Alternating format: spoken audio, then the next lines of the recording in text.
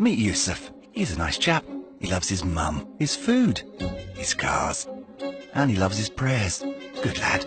Each day he's working through those first world problems, trying to balance this world and the next, and it isn't always easy. One day he realizes his only contribution to the world is a bag for life. So he raises some money from family and friends, books a flight, gets vaccinations, visas, clothes, sunglasses and permits, which leaves enough for a small box of aid. Still feeling like the man, he sets out, but soon discovers delivering aid isn't going to be as easy as he first thought. 12 hours later, he arrives in what he calls Africa, or rather, one of the 54 countries that makes up the diverse continent of Africa. He hits the streets and becomes acutely aware that he doesn't know anything about the culture, the language, and most importantly, where the people in need actually live. Take me to a village of 4 people. Playing the village people. He figures the best place to head will be into the desert. Oh dear. He takes a bus, a motorbike, a bicycle, a donkey, and ends up somewhere. He's arrived nowhere. He meets the wildlife.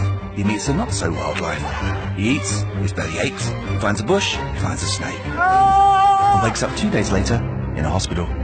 He prays for a sign, and one comes. But does he listen? Oh no, he pushes on.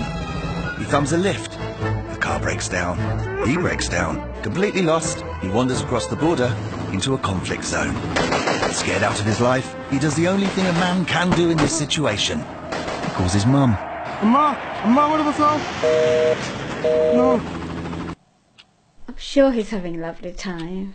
By the skin of his teeth he escapes. But into what? He wanders the desert bewildered. To survive, he eats the aid that he brought with him. He becomes delirious.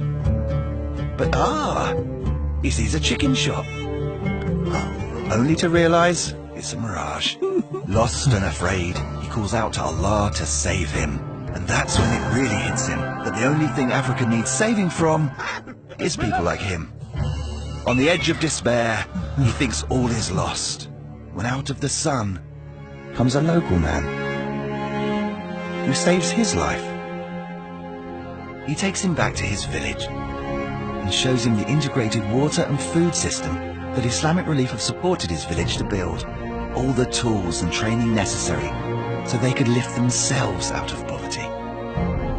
It isn't easy saving lives, but it is easy to do this. Islamic Relief, saving lives since 1984.